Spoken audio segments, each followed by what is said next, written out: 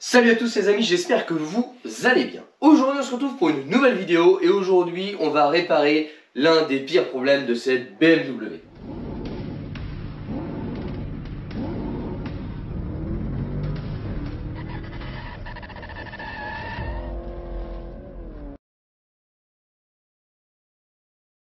Effectivement les amis, quand je vous ai présenté cette BMW, je vous ai dit que l'un des problèmes majeurs était sa direction qui était floue et qui me faisait danser la salsa à mon volant lors des freinages. Donc on avait certes les disques qui étaient voilés, c'était une première chose qu'on a réparé, mais on a quand même un problème qui est un peu plus important que ça, puisqu'au début on pensait que c'était la crémaillère et en fait après diagnostic c'est les rotules axiales et rotules de direction qui sont HS.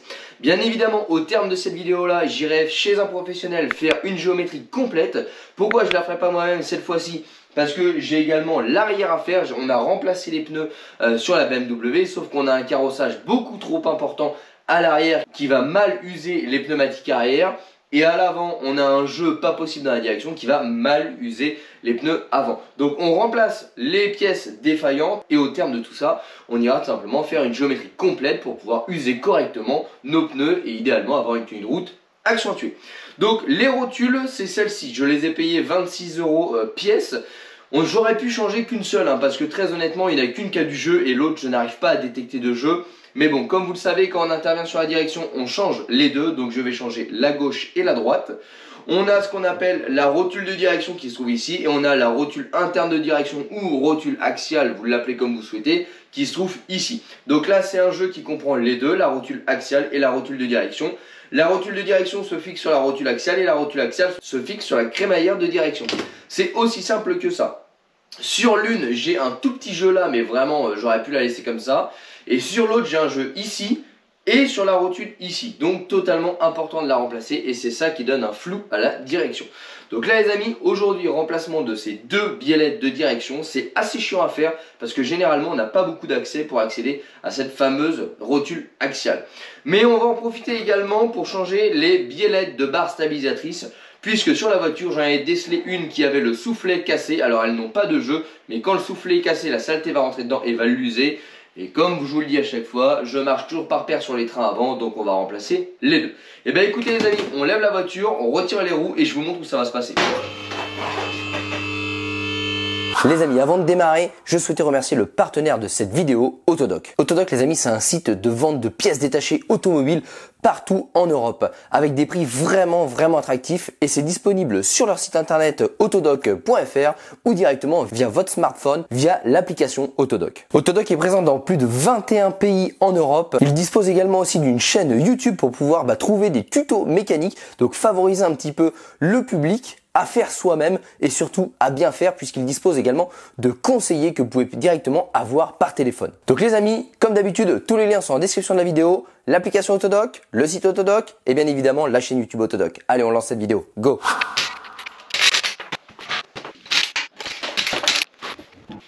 Bon donc les amis, on se retrouve sur le véhicule, je vous montre un petit peu où se trouvent les éléments qu'on va remplacer. Donc là on a la biellette de direction qui se trouve ici et au niveau de la vis ici on a la rotule axiale. Donc il va falloir retirer le soufflet et du coup démonter la partie qui se trouve ici et la partie qui se trouve sur la crémaillère de direction. Là on peut bien voir, on peut bien observer le fait qu'il y ait du jeu en regardant le jeu latéral. Donc de ce côté là on n'a pas grand chose. Honnêtement je sais même pas s'il y a un petit jeu ici, je pense mais je suis pas certain. Par contre de l'autre côté, voilà, sur celui-ci on a un jeu qui là, voilà, on a à peu près un bon millimètre de jeu, donc là il n'y a pas de doute. Donc là première étape, on va mettre un petit peu de dégrippant sur les têtes ici. On va laisser agir, on va défaire les rotules ici pour s'attaquer ensuite côté crémaillère de direction.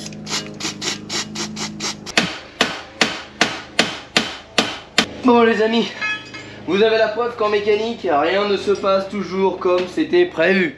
Alors du coup, je démonte mon extracteur, parce qu'il passe pas en fait. Donc du coup, je peux pas extraire les rotules. Donc là, je le démonte en morceaux pour pouvoir l'enfoncer d'un côté et m'en servir comme un extracteur fourchette.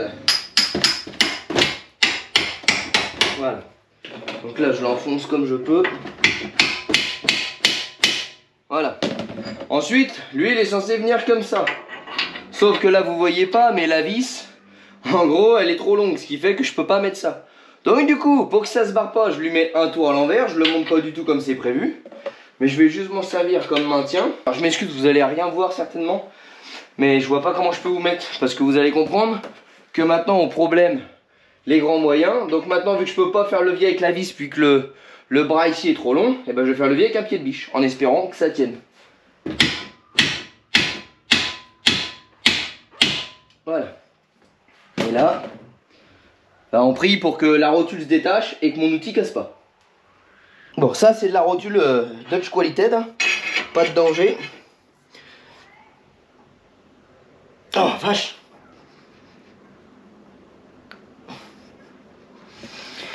Elle a pas envie de venir celle-là.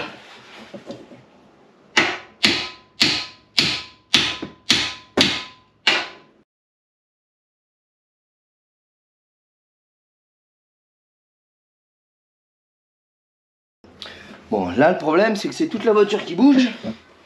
Et j'ai plutôt peur de casser le moyeu que d'extraire ma rotule. Bon, ça fait partie un petit peu des aléas pas cool. Je crois qu'on va sortir le chalumeau. Et puis qu'on va venir chauffer tout ça.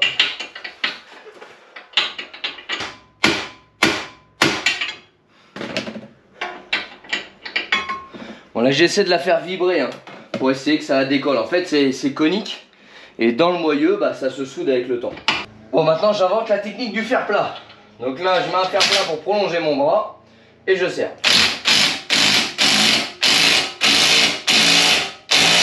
Et ça veut toujours pas. C'est un truc de malade. Franchement, c'est un truc de grand malade.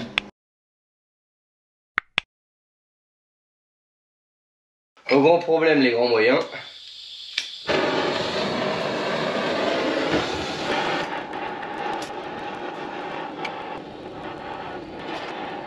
Donc là le but du chalumeau c'est tout simplement de venir dilater la partie qui englobe le cône pour essayer de le décoller. Donc là on va faire extrêmement attention, on est sur une voiture, il y a quand même des hydrocarbures et tout.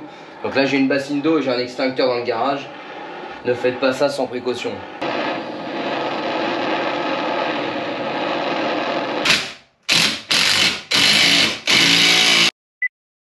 Few moments later. Bon les amis, 10e jour, 15e tentative, je rigole. Bon, je suis toujours en galère, du coup j'ai coupé la vis qui me permet maintenant de mettre mon extracteur, mais l'extracteur serré à fond, il se passe toujours rien. Je ne peux pas choquer parce que l'extracteur est devant et que je n'ai pas accès ailleurs. Donc extracteur serré à fond, je vais venir rechauffer au chalumeau en priant le bon Dieu que ça finisse par sortir.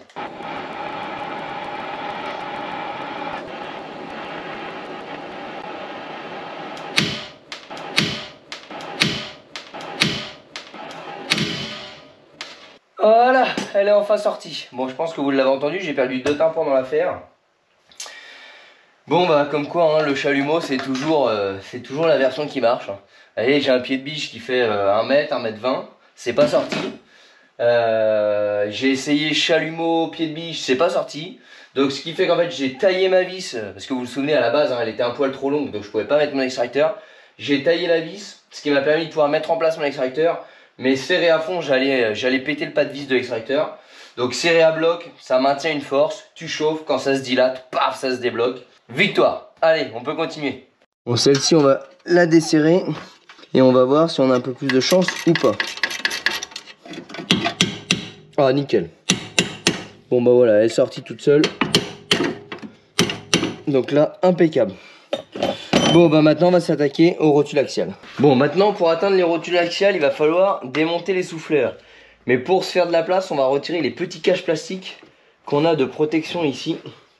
Alors hop, voilà, ça tient au châssis ici. Bon voilà, là j'ai accès. Donc je vais retirer la partie supérieure. Voilà. Que ça me libère l'accès complet à la rotule. Donc là le soufflet, pas de bol, c'est des petits colliers de merde qu'il faut racheter. Donc là je vais devoir mettre des colliers un petit peu tournevis en attendant de racheter ces colliers là parce que je n'en ai pas, c'est des colliers tout petits. Donc là maintenant on va venir retirer les différents colliers qui maintiennent les soufflets.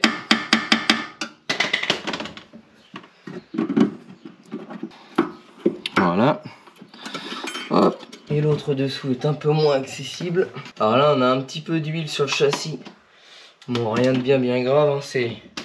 C'est le turbo et j'ai la facture qui a été changée. Donc je pense qu'ils ont malheureusement pas dû nettoyer le système d'admission du turbo. Ce sera une chose à faire. Donc là maintenant on devrait pouvoir retirer les soufflets et avoir accès à la vis qui permet de desserrer sur la crémaillère. Bon voilà, maintenant qu'on a retiré nos différents colliers, donc ici, je m'excuse c'est très sombre, hein, et ici on est sous la voiture. Si on tire, voilà, on a accès à la jonction donc de la rotule axiale qui se trouve au bout de mon doigt ici sur la crémaillère direction ici. Donc c'est exactement pareil de ce côté-ci. Donc là avec l'empreinte qui est ici, on va essayer de desserrer soit avec une clé plate soit avec une clé à molette les rotules axiales et on va remplacer ensuite les différents bras. Bon donc là c'est une clé de je sais même pas combien tellement qu'elle est rouillée, 32. Et là on prie pour que ça vienne. Donc là pour desserrer il faut taper vers le bas.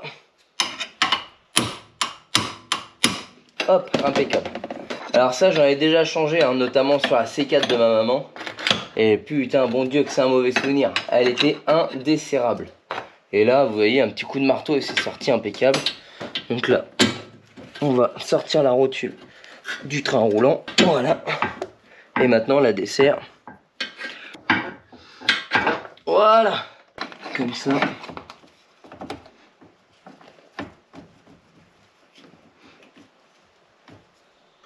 Voilà. Voilà, c'est bon. Bon là il faudra vraiment que j'en profite pour faire un gros nettoyage de tout ça afin de vérifier si le turbo fuit toujours parce que le turbo a été changé il y a 8000 km avec facture. Donc je pense qu'à mon avis l'autre avait lâché et balancé de l'huile partout.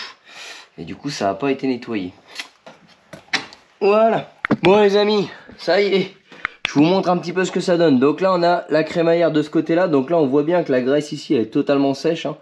Donc là moi je vais tout renettoyer et au remontage on va rebourrer de graisse neuve. Parce qu'en fait là vous avez la crémaillère. Donc vous avez les dents de la crémaillère hein. Je sais pas si vous voyez bien dedans. Là on peut bien...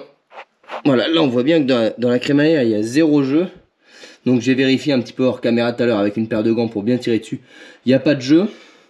Une fois qu'on va avoir remonté on va s'occuper de ces biellettes. Parce que de ce côté là le soufflet est pété.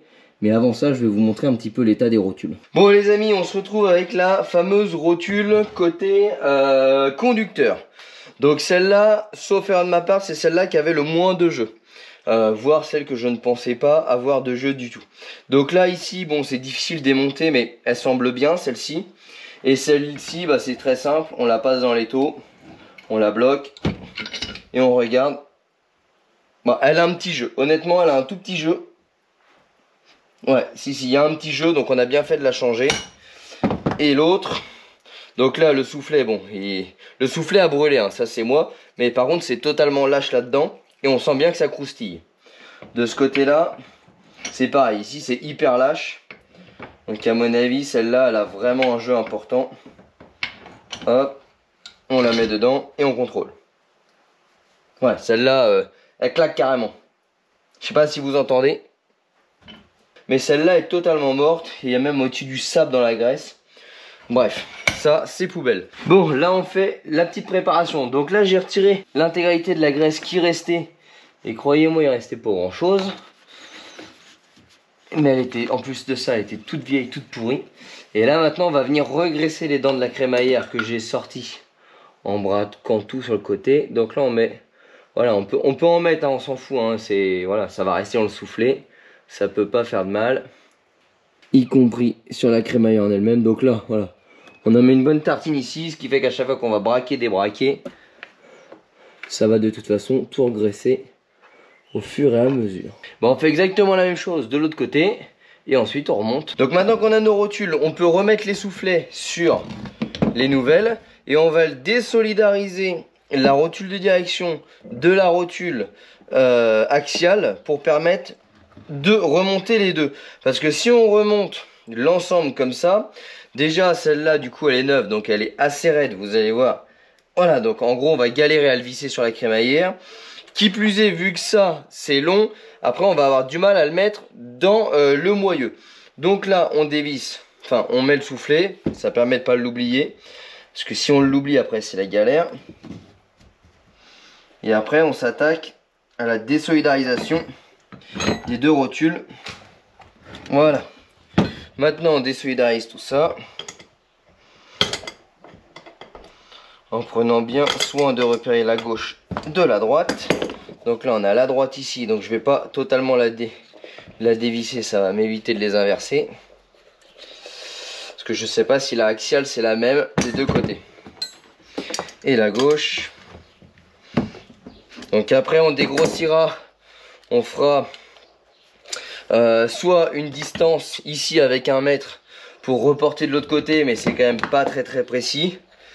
Soit la technique de la ficelle pour dégrossir. Et après on se rend chez un garage pour faire la géométrie. Donc là maintenant, hop, on prend notre rotule qu'on vient visser. On termine le serrage.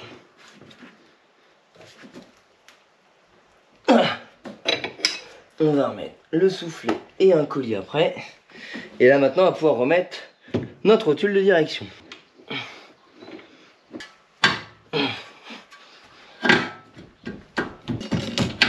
Voilà, donc là maintenant on va remonter celle de l'autre côté, on serre tout ça, on change les bielles de barre stabilisatrice et après petit réglage à la ficelle et rendez-vous chez le garage.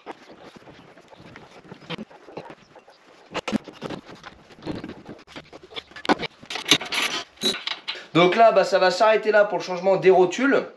Maintenant qu'est-ce qu'on va faire? On va venir tendre des ficelles pour dégrossir la géométrie avant pour se rendre au garage. Et donc là je vais vous mettre un petit timelapse parce que j'ai déjà fait des vidéos sur la géométrie à la ficelle. Donc encore une fois je vous renvoie vers mes vidéos pour éviter d'alourdir celle-ci. Et ensuite bah, les amis on se retrouve au garage et on fait un compte rendu sur la route, sur la réparation de cette direction sur la BMW. Comme ça on va savoir si c'est bon ou si c'est pas bon. Donc les amis on remonte, petit timelapse sur le réglage à la ficelle. Ensuite direction le garage et on se retrouve dans la voiture pour conclure cette vidéo. Allez c'est parti, ciao.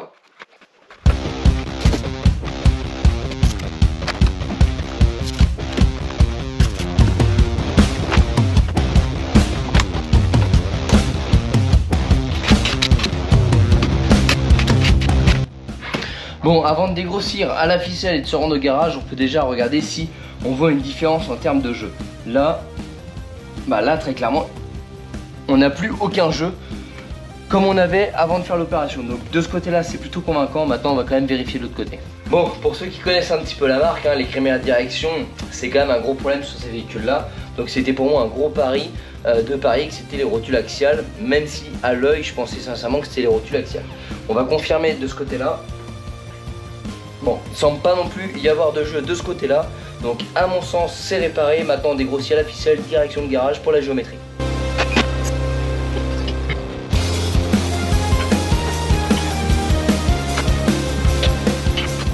Bon les amis, ça y est, on se retrouve de bon matin, direction le garage pour faire la géométrie. Alors là, c'est la première fois que je vais dans ce garage-là faire une géométrie. J'avais pour habitude d'aller dans un autre garage qui travaillait très bien.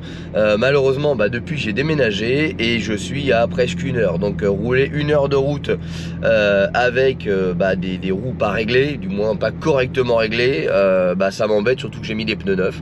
Donc bon voilà, je teste un nouveau garage, j'espère ne pas être déçu et pouvoir faire confiance. Donc les amis, si je peux, je vous filme la géométrie, sinon on se retrouve après pour la conclusion.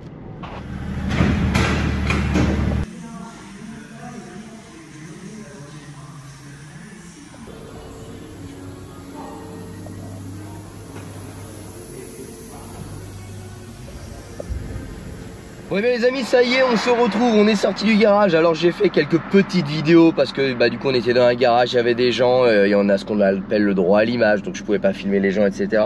Donc c'était un petit peu compliqué. Néanmoins, j'ai quelques bonnes nouvelles à vous dire. Alors déjà, franchement, ils ont vraiment fait du bon travail. Donc là on a une géométrie qui est parfaite à l'exception de la chasse et du carrossage qui est un petit peu en dehors des côtes à l'avant. Je dis bien un petit peu, c'est pas très grave, mais bon bah c'est l'usure, hein, elle a 230 000 km, elle est des années 2000 Et tout simplement, il n'y a pas de réglage sur cette voiture-là. Les tirants ont déjà été remplacés. Donc maintenant, la seule chose à remplacer, ce serait potentiellement les amortisseurs. Et puis pour ça, j'ai un petit secret. Alors du coup, je vais pas tout vous dévoiler tout de suite. Mais surtout, ce que je voulais vous dire, c'est que j'ai fait une géométrie à la ficelle comme j'avais l'habitude de faire, que j'ai fait sur la voiture de ma maman, sur ma Lotus Elise, et que je vous avais vraiment détaillé en vidéo.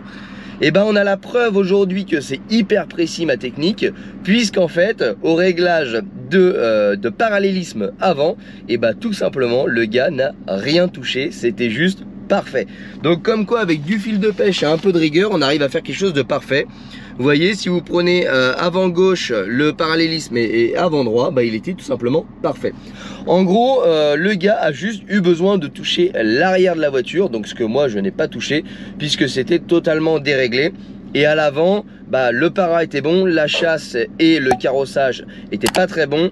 Il a réussi à toucher un petit peu le para pour remettre le carrossage d'un côté bon, mais de l'autre côté, de toute façon, voilà, c'est hors cote, c'est hors cote. Donc on pensera à changer les amortisseurs à la prochaine étape. Mais en tout cas, voilà, vous pouvez suivre mon tuto sur la géométrie à la ficelle, ça marche parfaitement. Il faut juste être précis, prendre son temps et avoir de la rigueur. Mais si vous le faites correctement, la preuve en est que ça fonctionne parfaitement. Voilà les amis, écoutez, c'est terminé pour ce changement de rotule de direction. Donc déjà la bonne nouvelle aussi, c'est que la crémaillère n'est pas touchée parce que le garagiste a pris soin de revérifier tous les trains roulants, y compris la crémaillère, avant de faire la géométrie. Donc ça, franchement, très bon garage. Et voilà, lui non plus n'a pas détecté de jeu, que ce soit dans les tirants, dans les jambes de force ou dans la crémaillère de direction. Donc on peut considérer que la direction de cette voiture là est réparée. J'ai fait 8 km, elle tire droit, elle tourne bien, tout est parfait. Donc les amis, maintenant il n'y a plus qu'à rouler. J'espère que cette petite vidéo complète vous a plu. Les amis, n'hésitez pas à nous rejoindre sur les réseaux sociaux, Facebook, Instagram, tous les liens sont en description de la vidéo. N'hésitez pas non plus à vous abonner à la chaîne YouTube pour recevoir une notification pour les futures vidéos. Allez les amis, on se quitte comme ça. Allez, ciao.